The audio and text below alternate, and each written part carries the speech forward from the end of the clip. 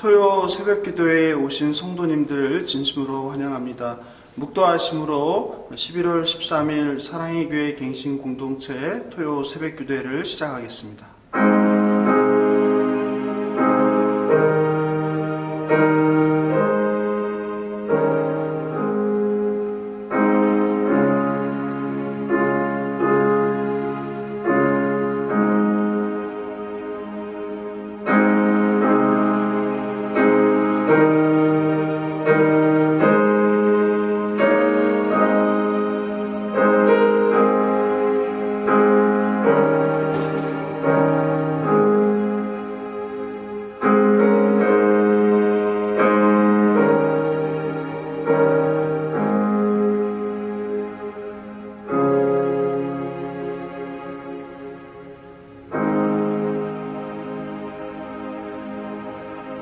사도신경으로 신앙을 고백하겠습니다. 전능하사 천지를 만드신 하나님 아버지를 내가 믿사오며 그 외아들 우리 주 예수 그리스도를 믿사오니 이는 성령으로 잉태하사 동정녀 마리아에게 나시고 본디오 빌라도에게 고난을 받으사 십자가에 못 박혀 죽으시고 장사한 지 사흘 만에 죽은 자 가운데서 다시 살아나시며 하늘에 오르사 전능하신 하나님 우편에 앉아 계시다가 저리로서 산 자와 죽은 자를 심판하러 오시리라.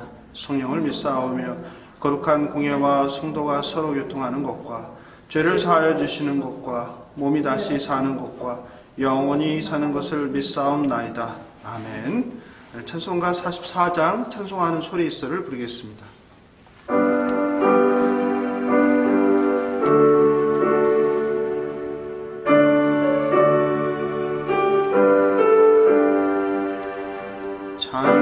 찬송하는 소리 있어 사람 기뻐하도다. 하늘 아버지의 이름 거룩거룩합니다. 천하 사람 찬양하자. 거룩하신 하나님께 할렐루야 할렐루야 할렐루야 아멘. 하나님의 나라 권세 영원토록 있도다. 하나님의 영광 나라 거룩거룩합니다. 하늘 보좌 계신 주님 세상 주가 나시도다. 할렐루야 할렐루야 할렐루야 아멘. 하나님의 모든 뜻은 그 뜻대로 되도다. 우리 아버지의 뜻은 거룩거룩합니다. 주여 속히 임하셔서 기쁜 나를 주옵소서. 할렐루야 할렐루야 할렐루야 아멘. 기도하겠습니다. 거룩하고 공의로우신 창조주 하나님 아버지, 허물과 죄로 죽을 수밖에 없는 저희들에게 자비를 베푸사 오늘이란 선물을 주심을 감사합니다. 세월을 낭비하지 않고 보냄받은 곳에서 하나님의 온전한 통치를 받아 말씀대로 살아내는 저희들 될 수 있도록 성령 충만케 하여 주옵소서. 오늘도 가난한 마음 상한 심령으로 하나님 말씀 앞에 겸손히 무릎 꿇고 듣습니다. 생명의 말씀으로 저희들의 죽은 심령, 강팍한 마음이 옥토가 되어 감사와 기쁨이 넘치고 구령의 열정과 사명이 뜨거워지게 하옵소서. 우리를 위해 십자가에서 고난을 받으사 죽으시고 부활하신 존귀하신 예수님 이름으로 감사하며 기도합니다. 아멘. 오늘 새벽 특성은 특별히 남자 4다락방, 가칭 주안의 다락방이라고 하는데요. 섬겨주셨습니다. 김동우, 김화식, 김덕수, 이윤수, 양근호, 김호철, 이병인 집사님께서 찬송가 455장 주안에 있는 나에게를 불러주십니다.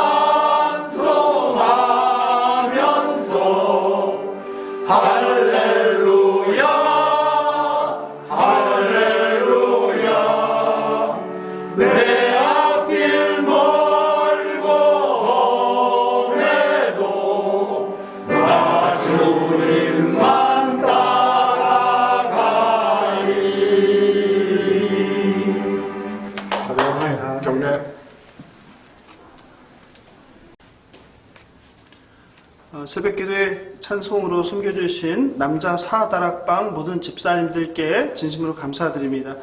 오늘 주실 하나님 말씀은 에베소서 4장 11절 16절입니다. 한 절씩 교도하시고 마지막 16절을 합독하겠습니다.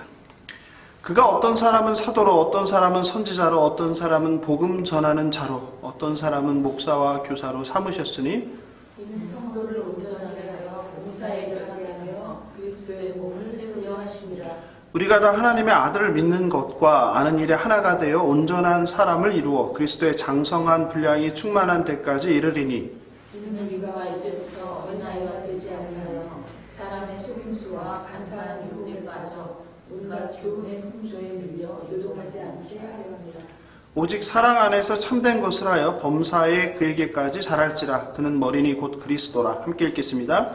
그에게서 온몸이 각 마디를 통하여 도움을 받음으로 연결되고 결합되어 각 지체의 분량들을 역사하여 그 몸을 자라게 하며 사랑 안에서 스스로 세우느니라. 아멘. 오늘날 많은 한국교회가 다양한 문제로 갈등하며 몸살을 앓고 있습니다. 여러 가지 문제가 있지만 하나님께서 주신 은사, 직분을 잘 모르거나 올바로 사용하지 않아서 생기는 문제인 경우가 많습니다. 초신자가 교회에서 문제를 일으킬 수 있지만 그로 인해 교회 전체가 분란에 빠졌다는 이야기는 듣지 못했습니다. 대개 교회의 핵심 리더십인 목사, 장로 혹은 소위 교회 안에 영향력 있는 성도로 인해 갈등을 겪으며 분열하고 소란해지는 경우가 많습니다. 그러므로 성경이 말하는 은사, 다른 직분에 대해 올바로 이해하고 직분을 바로 세워 교회를 건강하게 세울 수 있습니다. 에베소서 4장은 로마서 12장, 고린도전서 12장과 함께 대표적인 바울의 은사장으로 교회 직분론의 핵심 중의 핵심이라고 말할 수 있습니다.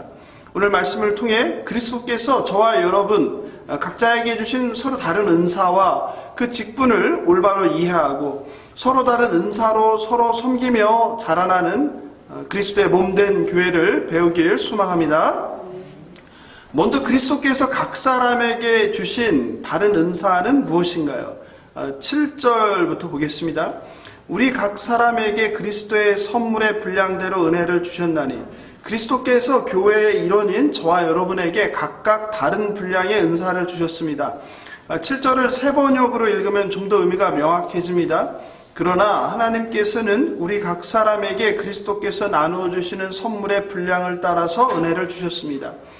잔 스토트 목사는 보통 은혜를 생각하면 자동적으로 구원의 은혜를 생각하는데 7절에서 베풀어 주신 은혜는 다릅니다. 하나님의 백성, 각 사람에게 주어진 사명을 감당할 수 있는 사역을 감당할 은혜, 은사를 의미합니다. 라고 설명했습니다.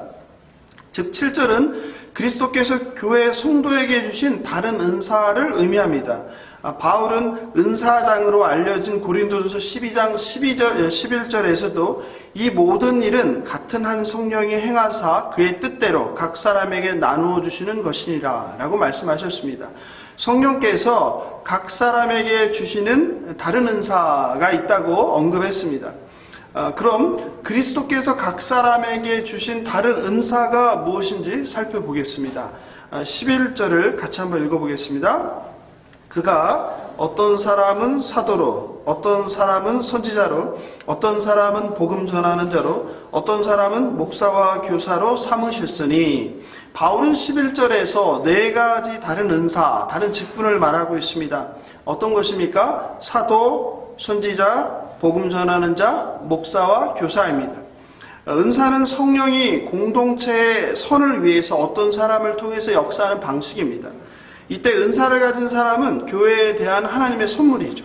11절은 교회론에서 아주 중요한 본문입니다. 고려신학대학원 이성호 교수는 앞에 세 직분인 사도, 선지자, 복음 전하는 자는 교회를 시작할 때 주어진 한시적인 선물이고 뒤에 두 직분인 목사와 교사는 주님이 다시 오실 때까지 교회에 항상 있어야 하는 선물입니다. 오늘날 로마 카톨릭 교회는 주교들이 사도직을 계승하고 있다고 주장하고 신사도 운동을 추구하는 이들은 오늘날에도 사도와 선지자들이 성령의 임재를 통해서만 존재해야 한다고 주장합니다. 라고 설명했습니다. 여기서 신사도 운동을 언급했는데요. 신사도 운동은 오늘날에도 사도가 계승되어 존재하며 사도가 교회의 수장이 되어야 하고 사도적 기적과 은사를 재현해야 한다고 주장합니다. 쉽게 말해 자신들이 사도성을 계승한 사도라고 이런 주장을 하고 있습니다. 대표적인 사람이 교회 성장학으로 유명한 피터 와그너이며 벤틀리, 느슨비 계열의 밥 존스이고 미국의 오순절 은사주의 운동에 그 뿌리를 두고 있습니다. 이들은 신유와 축사, 방언, 예언, 환상 등의 신비한 성령 체험을 중시하는 이 바로 신사도 운동이 한국 교회의 많은 성도들을 미혹하고 유행하기도 했습니다. 신사도 쪽의 은사 중심의 교회들은 하나님의 말씀보다 이런 신비적인 체험, 예언, 환상, 넘어짐, 금가루 현상, 금리, 입신 등의 체험을 강조하며 번영신학과 기복신앙을 가르치며 성경 말씀을 왜곡하는 데 문제가 있습니다. 이 신사도 운동에 대한 문제는 다음번 기회가 있을 때 좀 더 자세히 다루기로 하고 오늘 본문에서 말하는 각 직분에 대해서 좀 더 집중해서 살펴보겠습니다. 첫째가 뭐였죠? 사도이죠. 사도는 예수님께서 직접 세우신 사람들로 예수님의 죽으심과 부활을 직접 목격한 사람들로 예수님의 제자들과 그리고 사도 바울입니다. 둘째, 선지자이죠. 선지자는 하나님께서 직접 주신 메시지를 교회에 전달하는 특별한 은사를 가진 사람들이죠. 구약 성경에는 많은 선지자들이 있죠. 신약 성경에도 사도행전에 선지자가 나오는데 아가보입니다. 사도행전 11장 28절입니다. 그 중에 아가보라 하는 한 사람이 일어나 성령으로 말하되 천하에 큰 흉년이 들리라 하더니 글라우디오 때에 그렇게 되니라. 세 번째는 복음 전하는 자입니다. 신약 성경 본문에 딱 3번 등장하는데요. 오늘 본문과 사도행전 21장 8절에 빌립을 언급할 때 복음 전하는 자 빌립이라고 합니다. 그리고 세 번째는 디모데후서 4장 5절인데요. 복음 전하는 자의 일을 하며 라고 쓰여 있습니다. 말 그대로 예수 그리스도의 복음을 전하는 사람을 일컫습니다. 이제 중요한 마지막으로 목사와 교사입니다. 그런데 목사와 교사 이 두 단어로 되어 있어서 마치 두 가지 직분인 것 같지만 독특하게 관사가 하나입니다. 즉 무슨 말입니까? 한 단어라는 거죠. 그래서 두 단어 목사, 교사 이렇게 별개가 아니라 하나의 직분을 의미한다라는 주장이 주류입니다. 즉 목사와 교사가 아니라 가르치는 일을 수행하는 목사를 의미한다고 해석합니다. 지금이야 교회에서 주일학교 교사가 일반적이라 목사와 교사를 따로 생각하는 것이 자연스럽습니다. 하지만 교회 학교가 생긴 것이 언제인지 아십니까 혹시? 홍 집사님? 교회 학교가 생긴 것은 산업혁명 이후의 일입니다. 그 이전에는 교회에 주일학교가 없었고 어린이를 위한 별도의 예배도 없었고 당연히 주일학교 교사도 없었습니다. 그런 점에서 목사와 교사를 별개가 아닌 하나의 직분으로 해석하는 주장이 설득력을 갖습니다. 한국 교회는 워낙 목사들이 문제를 많이 일으키다 보니까 성경에 목사라는 직분도 없고 목사 없는 교회가 성경적 교회의 회복이라고 주장하는 사람들도 있습니다. 성도 여러분은 어떻게 생각하십니까? 성경에 목사가 있습니까? 없습니까? 예? 성경에 유일하게 딱 한 곳 목사라는 용어가 등장합니다. 그게 어디입니까? 바로 오늘 본문 에베소서 4장 11절입니다. 그렇다면 왜 성경에 목사가 없다고 주장할까요? 해석상의 문제인데요. 공동 번역 성경은 헬라어 포이멘을 목자라고 번역했는데 우리가 보는 개역개정 성경은 목사라고 번역했습니다. 한자로는 칠목, 스승사이죠. 목사가 없다는 주장과 관련해서 목사로 번역된 이 헬라어 포이멘을 살펴볼 필요가 있습니다. 헬라어 포이멘은 원래 양을 치는 목자를 의미합니다. 그래서 목사가 없다라고 주장하는 사람들은 성경에 실제로 목사라는 단어가 없는데 성경 번역자들인 목사, 신학자들이 자기들 중심으로 목자를 목사로 번역했다라고 주장하는 것입니다. 그러므로 성경에 목사라는 단어가 없다는 주장은 문자 그대로 하면 맞습니까? 틀립니까? 맞죠. 하지만 성경에 목사가 없다는 주장은 옳지 않습니다. 성경에 목사라는 용어는 없지만 다른 이름으로 되어 있죠. 목자, 감독, 장로라는 이름으로 교회의 지도자가 자주 등장합니다. 즉 호칭에 대한 해석의 문제입니다. 중요한 것은 분명히 성경에 먹이고 가르치는 목자, 포이멘이 등장합니다. 신약 성경에만 18번이 등장합니다. 에베소서 4장 11절에 나오는 목자를 개역 개정 성경이 목사로 번역하며 생긴 오해임을 이해하시면 좋겠습니다. 성경에는 교회의 직분에 감독, 장로와 집사도 있지만 오늘 에베소서 본문에는 없습니다. 실제로 성경에서 목자, 감독, 장로는 비슷한 역할을 하는 교회의 지도자였습니다. 빌립보서 1장 1절은 초대교회에 성도, 집사, 감독이 있었음을 보여줍니다. 같이 읽어보겠습니다. 그리스도 예수의 종 바울과 디모데는 그리스도 예수 안에서 빌립보에 사는 모든 성도와 또한 감독들과 집사들에게 편지하노니 한국교회는 장로교가 주류이다 보니 성경에 나오는 감독에 대해서는 별로 언급을 하지 않는 경향이 있습니다. 하지만 장로, 목자와 마찬가지로 감독에 대해서 많이 언급합니다. 실제로 감리교는 감독제를 채택하고 있죠. 저희가 속한 개혁교회에는 목사, 장로, 집사의 세 직분이 있습니다. 목사는 말씀과 성례를 위해 봉사하는 직무이고, 장로는 교인을 말씀을 따라 치리하고 그리고 성도들을 돌보는 직무이고, 집사는 가난한 자를 구제함으로 말씀을 아름답게 섬기는 그런 직무입니다. 특히 오늘날 한국교회에서 보는 장로보다 사실 성경이 말하는 장로의 역할은 오늘 우리가 알고 있는 것보다 훨씬 다양하고 중요합니다. 중요한 것은 이런 각 직분은 수직적인 의계가 없고 동등하며 그 은사, 역할이 다를 뿐입니다. 오늘날 그리스도께서 주신 직분이 교회 안에서 수직 서열화되어 지위, 계급화되고 본래의 역할과 책임이 훼손된 것이 바로 심각한 문제입니다. 각 직분자가 받은 은사대로 그 역할을 회복하고 그리스도가 몸된 교회를 섬길 때 교회는 건강하고 바르게 자라고 세워질 수 있는 것입니다. 그러므로 교회의 회복은 이런 직분의 올바른 회복이라고 할 수 있습니다. 그리스도께서 저와 여러분에게 주신 은사를 올바로 이해하고 그 직분대로 봉사하며 섬기며 건강하게 세워지길 예수님의 이름으로 축원합니다. 그렇다면 그리스도께서 각 사람에게 이런 다른 은사, 직분을 주신 목적은 무엇입니까? 첫째, 성도를 준비시켜 봉사의 일을 하여 그리스도의 몸인 교회를 세우기 위함입니다.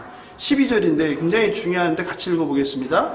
이는 성도를 온전하게 하여 봉사의 일을 하게 하며 그리스도의 몸을 세우려 하심이라.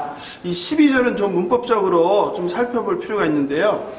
이 문법으로 인해서 학자들 사이에도 좀 해석이 분분합니다. 세 개의 전치사 구인데요. 첫째가 성도를 온전하게 하기 위하여, 둘째 봉사의 일을 위하여, 셋째 그리스도의 몸을 세우기 위하여입니다. 그러므로 마치 목적이 세 가지인 것 같잖아요. 그런데 여기에 쓰인 전치사가 좀 다릅니다. 성도를 준비시키는 것에 쓰인 전치사가 다른 두 전치사구와 다른 전치사가 쓰였습니다. 그래서 보통 세 개의 목적으로 해석하지 않고 다음과 같이 해석합니다. 한번 들어보십시오. 성도를 온전하게 준비시켜 봉사와 그리스도의 몸인 교회를 세우기 위함이다. 이게 일반적인 해석입니다. 게리드란 신학자가 있는데요. 그는 감옥에서 온 편지라는 그의 책에서 다음과 같이 본문을 설명합니다.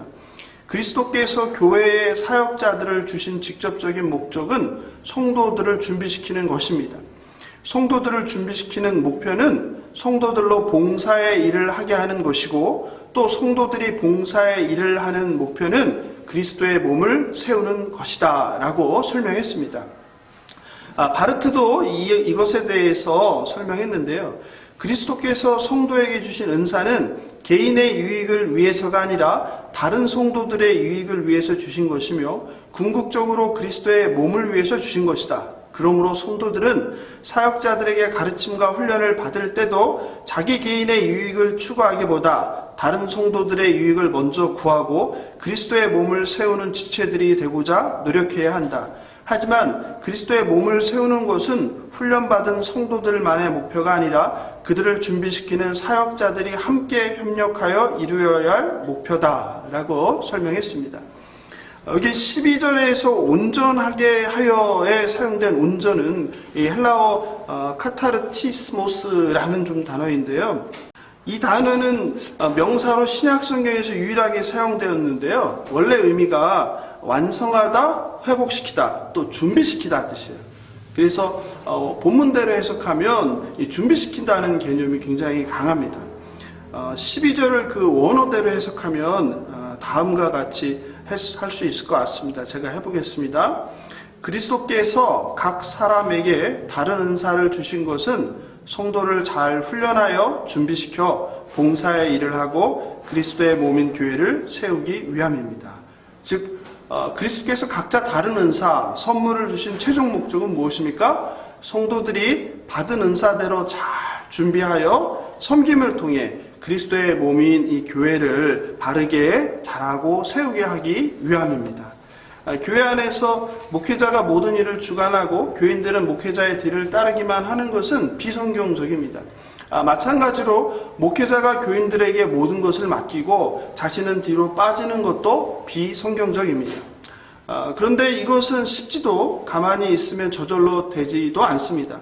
세상의 나쁜 것은 가르치지 않아도 저절로 배우지만 좋은 것은 결코 저절로 습득되지 않습니다.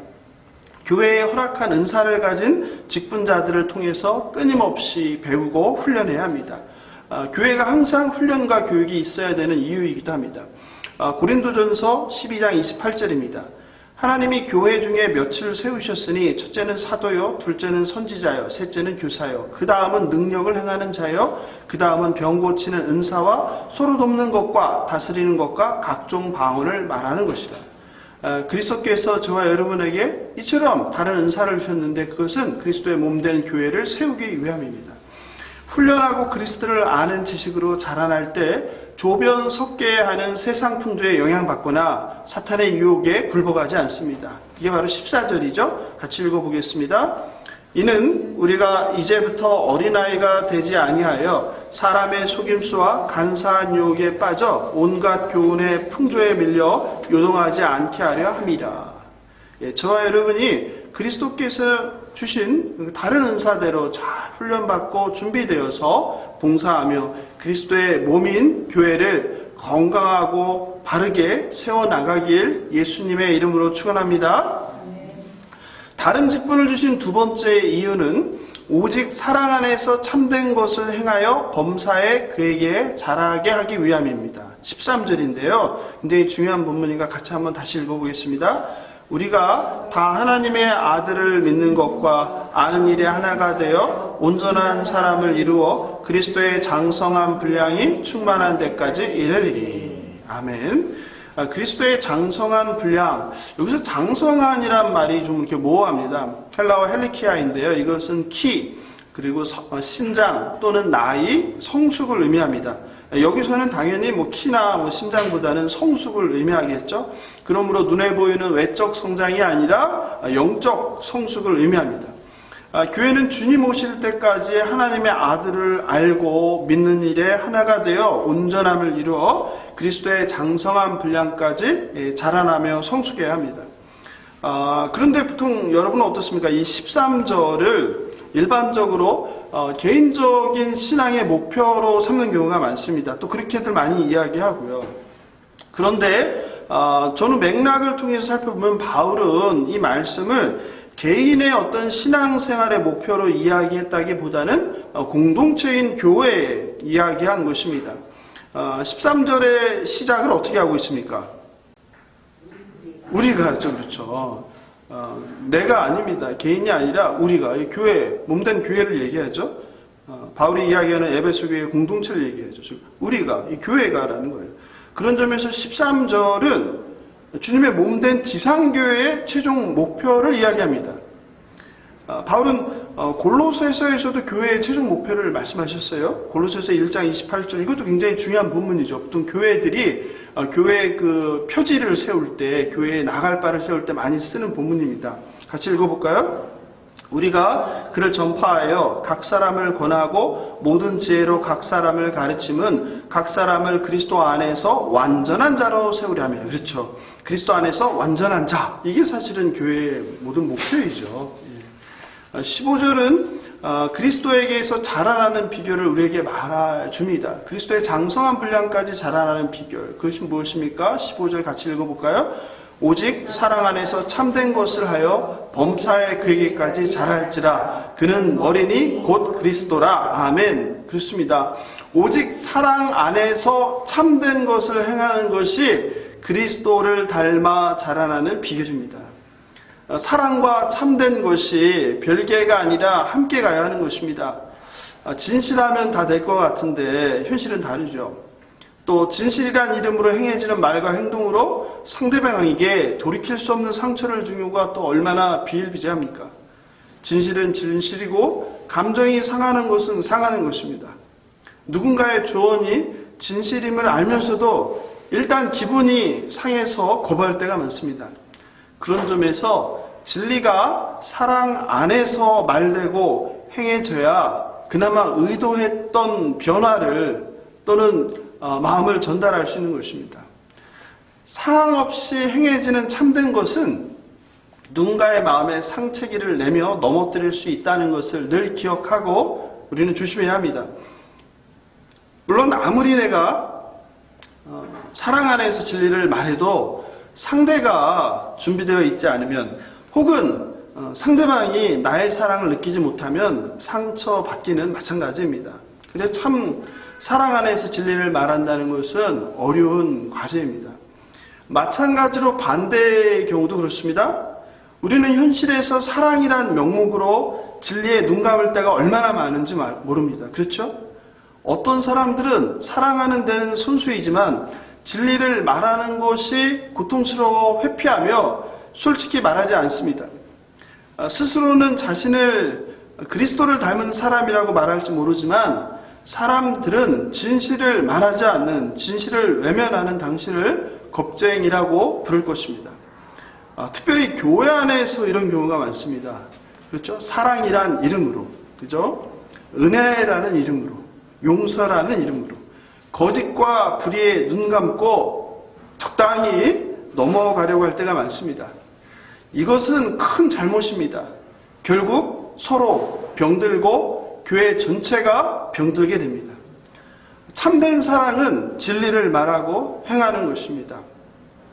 사랑하는 자녀가 명백한 죄를 범했는데 지금은 시대와 문화가 바뀌었으니까 또 지금은 이 아이가 고3이니까 좀 시간이 지나면 알겠지 라며 자녀의 죄를, 그 진리를 말하지 않고 침묵하는 것은 결코 사랑이 아닐 것입니다. 사랑 안에서 참된 것을 행할 때 저와 여러분 그리고 주님의 몸된 이 교회가 스스로 자라나게 됩니다. 그게 바로 16절입니다. 같이 읽어보겠습니다. 그에게서 온몸이 각 마디를 통하여 도움을 받음으로 연결되고 결합되어 각 지체의 분량대로 역사하여 그 몸을 자라게 하며 사랑 안에서 스스로 세우느니라. 아멘. 오직 사랑 안에서 참되게 행하며 말할 때 범사에 예수 그리스도께 자라는 저와 여러분 그리고 갱신 공동체 되길 예수님의 이름으로 축원합니다. 주 안에 살아가는 갱신 공동체 성도 여러분, 좋은 직분자는 교회를 건강하게 세우고 나쁜 직분자는 건강한 교회를 허뭅니다. 교회가 죽고 사는 문제가 공동체를 이루는 각 지체들이 받은 은사대로 얼마나 잘 봉사하며 섬기는가에 달려 있습니다. 즉 은사대로 직분자를 바르게 세우는 데, 받은 직분대로 올바로 행하는 데에 공동체의 운명이 있다고 해도 과언은 아닙니다. 그리스도께서 각 사람에게 다른 은사를 주신 것은 다른 이유가 아닙니다. 성도들로 하여금 서로 봉사하고 섬기며 서로 부족한 부분을 채워주며 팔과 다리로 한 몸 된 교회를 이루고 자라게 하시기 위함입니다. 그런데 한 몸 된 교회를 이루는 것도, 한 몸을 지키는 것도, 한 몸이 자라나고 세워지는 것도 오늘 본문 말씀처럼 사랑과 진리 없이는 불가능합니다. 하물며 주님의 몸된 교회의 본질을 회복하는 교회의 갱신도 예외일 수 없습니다. 건강한 교회의 본질을 회복하기 위해 건강한 정관을 만드는 것도 중요합니다. 또 어떠한 교회 형태를 세울 것인지 논의하는 것도 중요합니다. 전통적인 담임 목사 중심의 교회를 세울 것인지, 아니면 성도 중심의 교회를 세울 것인지, 아니면 세대별 대표로 이루어진 교회를 세울 것인지, 아니면 사역 중심으로 사역별 대표로 이루어진 교회를 세울 것인지에 대한 논의도 중요합니다. 그런데 그 모든 것보다 더 중요한 것은 우리 안에 서로에 대한 사랑과 신뢰와 진리를 회복하는 것입니다. 그리스도 안에서 서로 사랑과 진리를 회복하는 저와 여러분 되길 예수님의 이름으로 축원합니다. 말씀을 마무리합니다. 사랑과 진실함이 없는 가족이나 공동체가 평안과 기쁨과 감사, 그리고 성령의 열매가 맺을 수는 없습니다. 늘 염려와 걱정이 가득하며 언제 또 문제가 생길지 몰라 불안할 것입니다.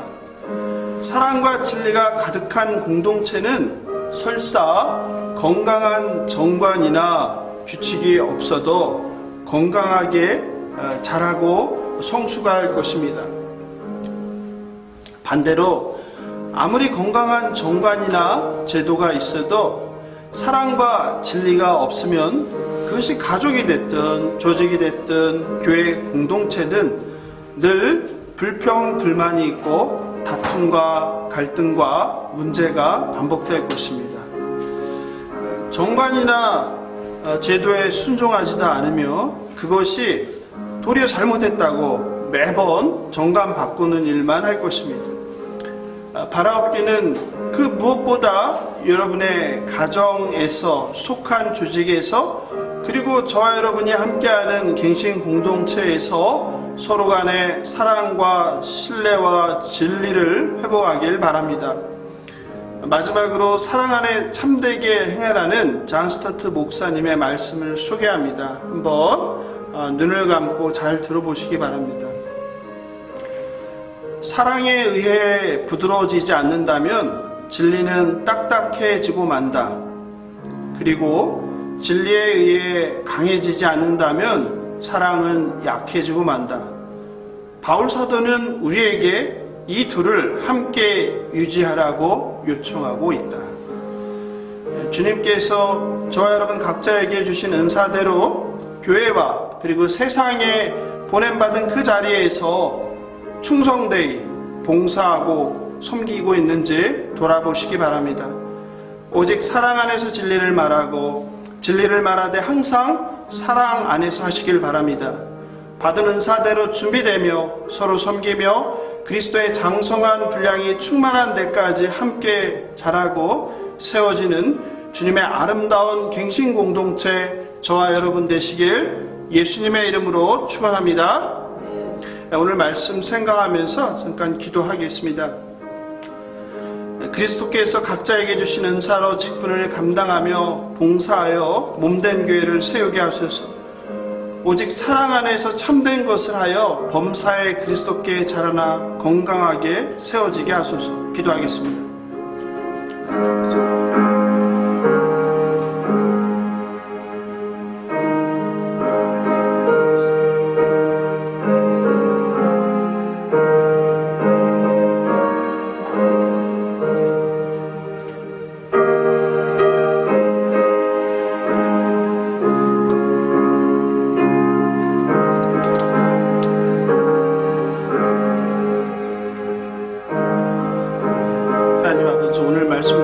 감사합니다. 하나님 그렇습니다. 저희에게 은사를 주신 목적을 저희가 깨달아 알게 하여 주시옵소서. 개인의 이익을 위해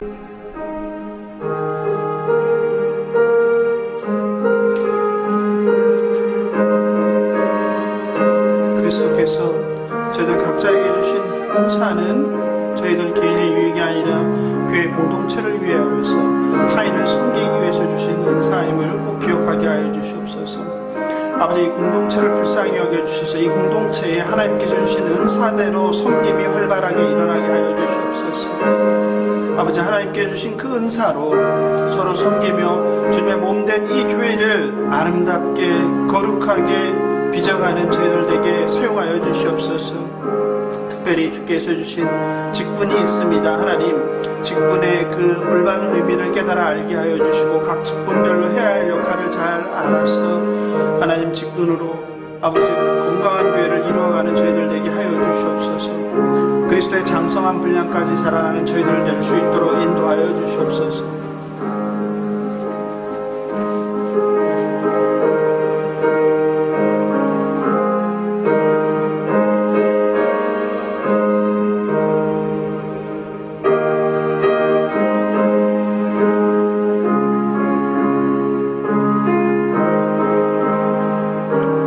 찬송가 376장입니다.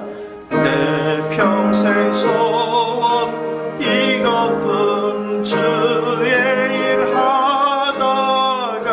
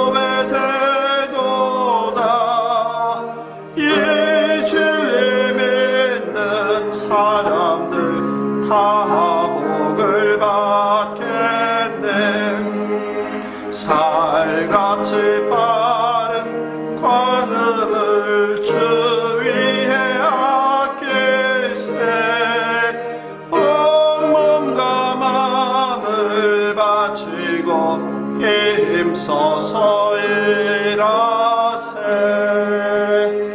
아멘. 계속 기도하실 때 2번, 3번, 4번, 5번 기도 제목 기도하겠습니다. 남과 북의 원수됨을 끝내고 한반도의 영구적인 평화를 허락하소서. 단계적 일상회복으로 늘어나는 코로나 환자에 대처하고 위중증 환자를 보호하소서. 열방에 복음을 전하는 선교사들의 생명과 사역을 보호하소서. 성령이 하나 되게 하심을 힘써 지키며 사랑과 진리로 말하고 행하며 세워지는 한국교회와 갱신공동체 되게 하소서. 기도하겠습니다. 하나님, 그렇습니다. 이 나라의 민족을 불쌍히 여겨주시옵소서. 이 나라의 민족이 여전히 지구상에서 분단된 국가입니다. 하나님, 이 나라의 민족이 그리스도 안에서 하나가 되게 하여 주시옵소서. 우상 숭배의 땅인 저 땅이 무너지게 하시고 열물 강들이 자기들의 이익을 지키기 위해서 이 민족을 분열시키는 일을 하지 않게 하여 주시고 이제 휴전인 전쟁이 끊어지고 종전이 선언되고 평화 번영의 나라로 나아갈 수 있도록 주님 인도하여 주시옵소서. 하나님, 위드 코로나를 준비하고 있습니다. 단계적 일상회복으로 돌아가고 있습니다. 그러나 안타깝게도 코로나 환자가 증가하고 있습니다. 위중증 환자도 증가하고 있습니다. 하나님 아버지, 아직 백신을 맞지 않은 청소년들이 있습니다. 하나님, 이들을 보호하여 주시옵소서. 아버지, 특별히 위중증 환자가 높아지지 않게 하시고 아버지, 공무원들과 의료진들이 지금 상황을 잘 대처하게 하여 주시옵소서. 하나님, 정말 경제를 위해서 우리 목숨을 바꾸지 않게 하여 주시옵소서. 하지만 많은 사람들이 좀 협력하여서 이 상황을 잘 지혜롭게 서로 양보하면서 넘어갈 수 있도록 주님 도와주시옵소서.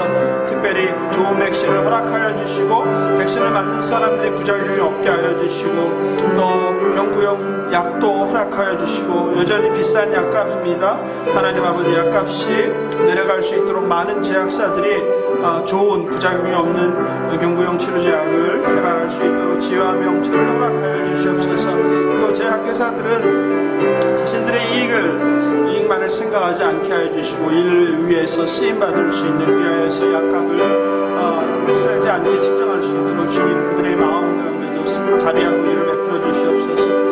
열방의 복음을 전하는 선교사들의 생명과 사역을 위해서 기도합니다. 아버지, 선교사들을 불쌍히 여겨주시옵소서.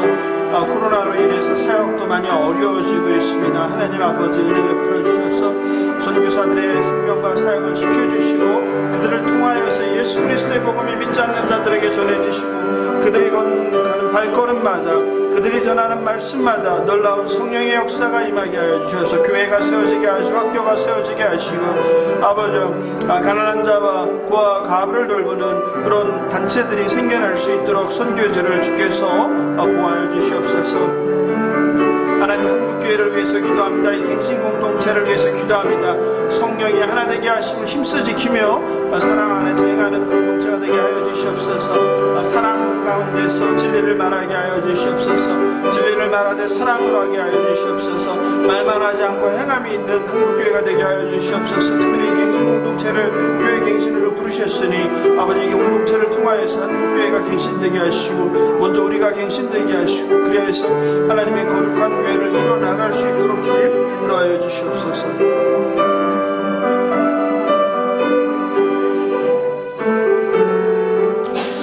특별히 이 시간은 수험생을 위해서 기도하면 좋겠습니다. 수능 시험이 이제 다음 주입니다. 11월 18일 목요일인데 김호경, 박지민, 강재원, 김수아 또 이 밖에도 이름은 말씀은 안 하셨지만 공동체의 수험생들이 많이 있을 텐데요. 그동안 12년 동안 또 재수하는 삼수하는 경우 13년, 14년 동안 정말 온 힘을 다해서 준비한 그 시험날에 건강 주시고 또 코로나로부터 지켜주시고 집중력 주시고 지혜와 명철 주셔서 그동안 자기가 준비한 것을 후회 없이 발휘할 수 있는 수험생들 되게 해달라고 특별히 바라옵기는 아이들이 대학을 가는 것도 중요하지만 이 아들 마음 가운데 예수 그리스도를 사랑하는 마음이, 하나님을 경외하는 마음이 심겨지는 수험생들 되게 해달라고 함께 이 시간 수험생들을 위해서 기도하겠습니다. 하나님 아버지, 그렇습니다. 이제 다음 주 11월 18일에 수능 시험이 있습니다. 주님 불쌍히 여겨주시옵소서. 수험생을 불쌍히 여겨주십시오. 만져주시옵소서. 아버지 김호경, 박지민, 강재훈, 김수아 불쌍히 여겨주시옵소서. 12년에서 13년, 14년 동안 오로지 대학을 위해서 공부하고 준비하였습니다. 하나님 이 아이들의 건강을 지켜주셔서 아버지 혹시라도 코로나로 인해서 안전하게 지켜주시옵소서. 하나님 불안하거나 떨지 않게 하시고 걱정하나 염려하지 않게 하여 두려워 말라. 내가 함께함이라. 놀라지 말라. 내가 함께함이라. 아버지 여호와 하나님만 붙드는 아이들 되게 하여 주시옵소서. 지혜와 명철을 허락하여 주시옵소서. 특별히 아이들이 그 마음 가운데 예수 그리스도를 주시옵소서.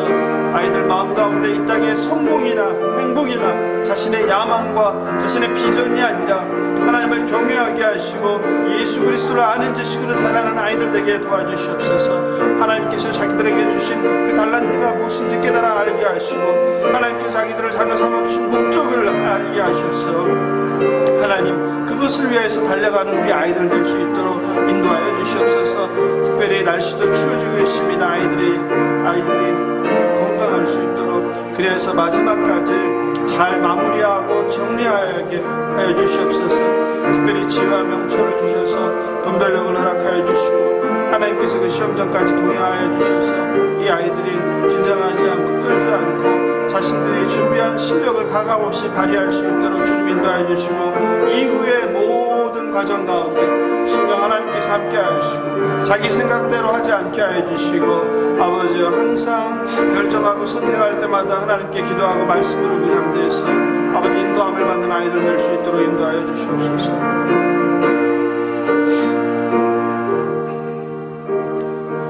이 시간은 환우들을 위해서 기도하면 좋겠습니다. 참 감사하게도 그동안 우리가 새벽 때 기도했던 자매님, 44 아매님, 림프암 4기 얼마나 절망적이었습니까? 지난 8월에는 제가 그 언니 되는 자매로부터 정말 얼마나 전화 받고 놀랐는지 몰라요. 몇십 분을 동생 앞에서 눈물로 그게 하나님을 찾고 했던 생각이 나는데 이번에 4차 항암 받고 진료 받았는데 정말 감사하게도 암세포가 일단 눈으로는 보이지 않는다는 거 아니에요? 얼마나 기적입니까? 이게 있을 수 있습니까? 생사예요. 예? 불과 몇 달 만에 이런 기적을 베풀어 주신 하나님께 정말 감사와 찬양을 드립니다. 그리고 지난주에 소식 들었는데 이창수 집사님 퇴원하셨는데 이제 이번에는 그 발 뒤꿈치 그 수술을 위해서 이제 구리 한양대 병원에 입원 다시 하셨어요. 그래서 좀 잘 치료나 이런 모든 게 환경이 잘 돼서 잘 수술 받을 수 있도록 그렇게 기도해 주시면 좋겠습니다. 이 밖에도 여전히 암과 싸우는 많은 환자들을 위해서 특별히 육신에 정말 약이 없어서 계속 수혈을 받아야 되고 투석을 해야 되는 이런 환자들을 위해서 또 정신의 병, 파킨슨병, 또 자가면역 질환, 또 공황장애, 우울증 참 많은 병들이 있어요. 이분들이 좀 하나님께서 자비와 공의를 베풀어 주시도록 함께 마음을 모아서 기도하겠습니다. 하나님 참 감사합니다. 김혜원 자매 아버지가 회복시켜 주시면 감사합니다. 새 아이들의 엄마인데 하나님 외면치 않으시고 우리의 기도에 응답해 주시면 감사합니다.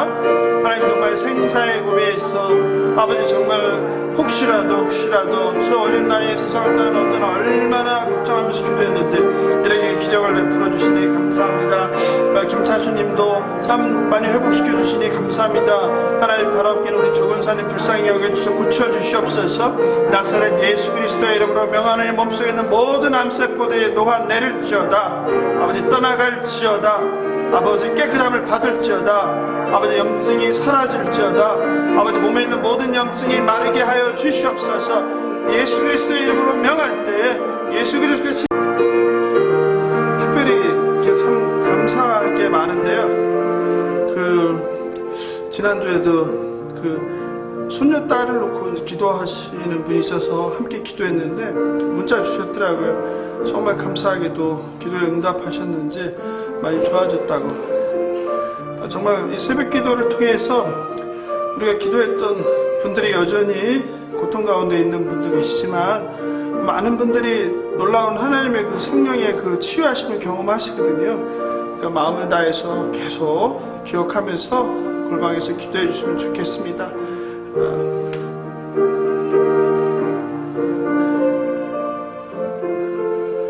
상하갈 때를 꺾지 않으시고 꺼져가는 등불도 끄지 하시는 하나님께서 자비와 긍휼을 한화 가족들에게 베풀어 주시옵소서. 믿는 자들에겐 이런 표적이 따르느니 곧 그들의 내 이름을 귀신을 쫓아내며 새 방언을 말하며 뱀을 집어올리며 무슨 독을 마실지라도 해를 받지 아니하며 병든 사람에게 손을 얹은 자 나으리라. 아멘. 말씀대로 될 줄 믿습니다. 노하기를 더디하시며 자비가 많으신 창조주 하나님 아버지, 하나님께서 그리스도 안에서 죄인된 우리들을 택하시고 예수 그리스도의 피로 한 새 사람으로 새 옷을 주심에 감사합니다. 세상에 보냄받은 자리에서 저희들 각자가 선한 행실로 합당한 삶을 살아내므로 하나님께 영광 돌리게 하옵소서. 예수 그리스도께서 저희들 각자에게 주신 은사로 맡겨진 직분을 감당하며 서로 봉사하며 주님의 몸된 교회를 세우는데 쓰임받는 저희들 될 수 있도록 성령 충만케 하여 주시옵소서.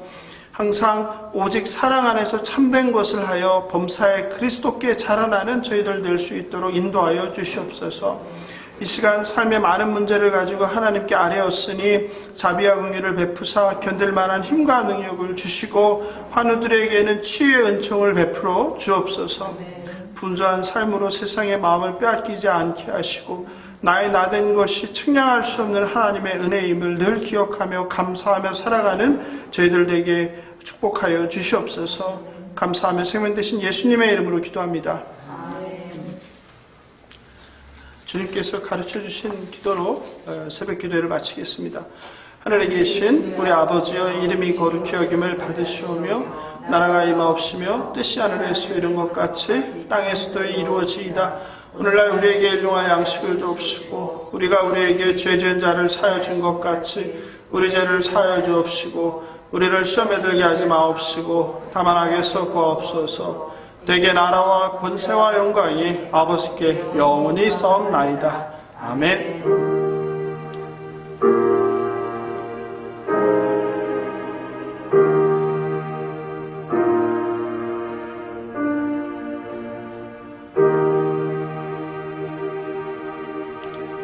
한 주간도 오직 사랑 안에서 참되게 행하는 삶을 살아가시는 성도님들 되시길 응원하고 기도하겠습니다. 저는 다음 주 토요일 새벽 6시 반 강남 예배당 친교실에서 뵙겠습니다.